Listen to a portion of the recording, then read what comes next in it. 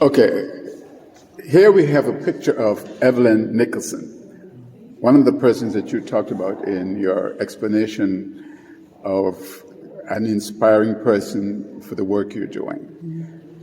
Tell me more about this particular person, why she has had such an impact on you. Well, Evelyn was very soft-spoken and quiet, actually. I'll never forget the day I met her. We were supposed to meet, I think it was IHOP or something, but it was so noisy in there. So we began to walk, and she took me to the University of Maryland to sit out front of the virology department.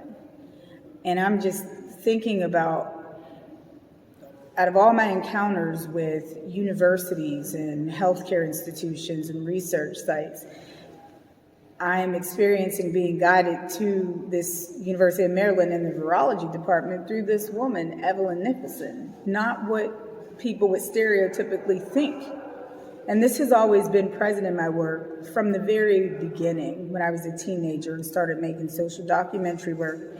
Gordon Parks, who's the most important artist of the 20th century, hands down, I learned about his work from a Black woman at a homeless shelter, not from the institution that I was studying at. Okay. They would later teach him, but I learned it through a Black woman that was homeless in Erie, Pennsylvania, in a shelter, that saw one of the photographs I made of her and said, "This reminds me of a man I once saw on PBS. Do you know Mr. Gordon Parks?" And I said, no, I didn't know who he was. I hadn't been taught about him yet. So when she told me who he was and that my work looked like his work, I went to the nearest Barnes & Noble and bought his big retrospective from the 90s and started studying that work. Yeah. I felt the same type of guidance and divine voice radiating from Evelyn. It was the same. So Evelyn, wasn't well, spoke with a lower, raspy voice, and she proceeded to sit me on this bench and talk to me about all of her activism. So you're looking at a woman here that has used her entire life, decade after decade after decade, as activism in service of other people who are being overlooked. She was an AIDS ACT UP. She's one of the original people who was part of a study in Philadelphia to teach about the advocacy and viability and the professionalism of community health workers. She was somebody who interceded for folks, especially when perhaps they may not have been being embraced by their family because of their diagnosis, right? She was able to counter another stereotypical narrative. When you look at someone like Evelyn, you would think one way about her. And so me understanding that really crystallized when she talked about the fact that her family, when they found out about her diagnosis, they didn't turn their backs on her. She said that she was one of the fortunate and lucky ones. What was her diagnosis? HIV. Yeah.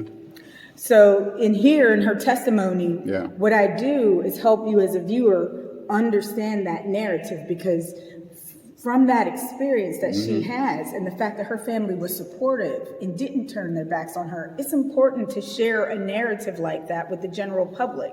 Because again, Black people's experiences are not a monolith. Well, you are to be applauded for what you're doing. Since you have, she has passed, you said, sadly. But what has been the impact among the people in Baltimore that you have worked with in creating this exhibition? Oh, well, this is why I want you to meet some of them, because, man, they'll tell you themselves. I think in this case, it's making sure that she's never forgotten. So even when this work was on view at the Museum of Modern Art, it had its own memoriam on the wall so that people understood who she was, what she fought for, to make sure that she is always remembered. In terms of the impact of our interaction, the reason that you're seeing this piece in here, a huge person who, she played such a pivotal, huge part in this monument arriving at the Baltimore Museum of Art. I have a picture at the opening at Gladstone Gallery in New York that we brought them all in to experience that opening and to engage with the New York art world folks. Evelyn is the one who was standing in front of this piece with the collector, Mitch Rales, who the Glenstone Museum is his private collection turned public for the general public to access and see. It was through her conversation with the Rales and with the Glenstone Museum that it compelled them and moved their hearts to the point where he wanted to pivot the way that he collects art, and for the first time choose to collect an artist that their practice is predicated on social justice. He hadn't had an artist in his collection that works this way. But I'm 100% sure, because I saw it happening when I introduced them to each other and she was standing in front of her work just like we're standing right now. Her talking about her activism to him is what changed his thinking and his way of going about collecting. So correct me if I'm wrong, I heard you say that you want to build a monument to her? This is it. This is it? Yes. Okay. So by situating someone like Evelyn Nicholson on this structure, which is a 9-foot tall intravenous stand used as medical equipment, that is also modified if you look at the sides and all around it, and it has a reverse to it. Seeing this amongst all of these in this room, you see en masse the power that they all have standing together, even though these are all individual parts. Yes. This is my way of putting forth the type of corrective or new direction that we need. If we say that this is a democracy, well then reflect it in our nation's monuments. Reflect it. And the best way to reflect it, what I'm putting forth visually as an example, are heroes and sheroes and human beings like Evelyn Nicholson amongst everybody else that she's standing with, filling this room where it commands your attention and your time, right? I would rather see a portrait of someone who served the general public and the people like Evelyn Nicholson than to constantly be forced to look at images of people who were colonizing slave owners. So the only way to counterbalance that is to start to bring forth in the 21st century men and women like Evelyn Nicholson so that we can have that type of a healing and reformation that we need in what we think are people of value or canons of our history. Well, I hear you, and I just wonder if you are going to be another Martin Luther King who has stepped away from the pulpit and created a movement and changed because your thrust is correcting social injustice. Are you going to do anything beyond your art in that area? Well, I think that remaining an artist is essential, right? Because once you start to go into the channels of American politics, you're only given two choices. You're either Republican or you are Democrat. And I'm not an elephant or a donkey. Okay. I require more. Okay. And so the platform and the pulpit in which I am teaching from and inspiring people from is a very significant one. Look no further than the words of James Baldwin when in 1962 he wrote what is my manifesto called The Creative Process.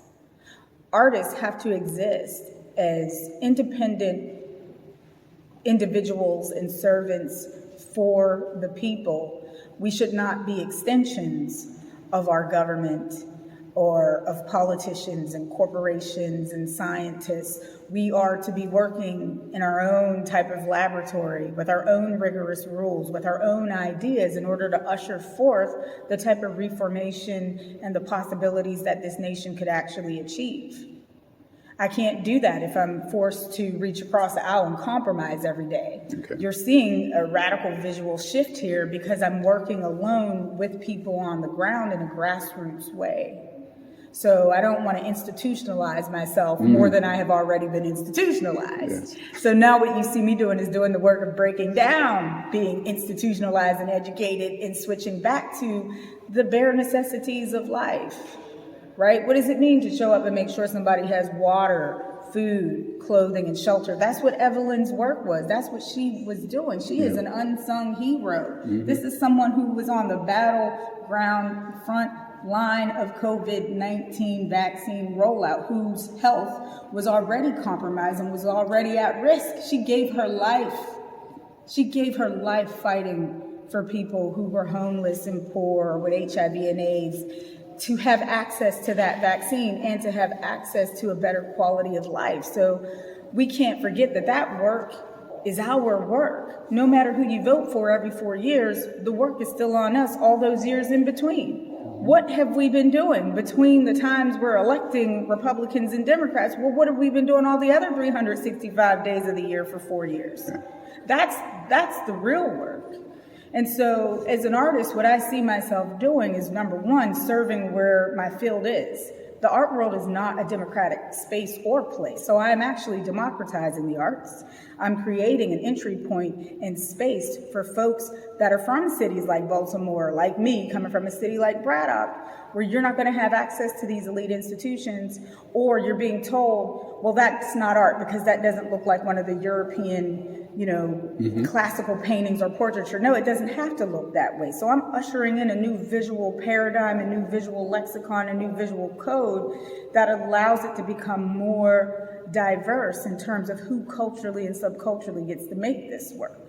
Now, in terms of how it's going to spread to the masses is the next step, right, which is not doing work as a singular artist invited into a museum or a gallery to do the work. This time, taking all the knowledge that I have from my 25-year career so far and starting to create an institute that will partner with a university that then becomes the place where I'm able to train and teach people who are interested in the practice that I've done how to actually do it themselves. That way, it'll multiply. Wow. So we can be going to different states and seeing wings of universities with your name on it. I don't know that I aspire to put my name on a building. Because let me tell you, that building's going to crumble and fall down. I don't want my name on a dilapidated building.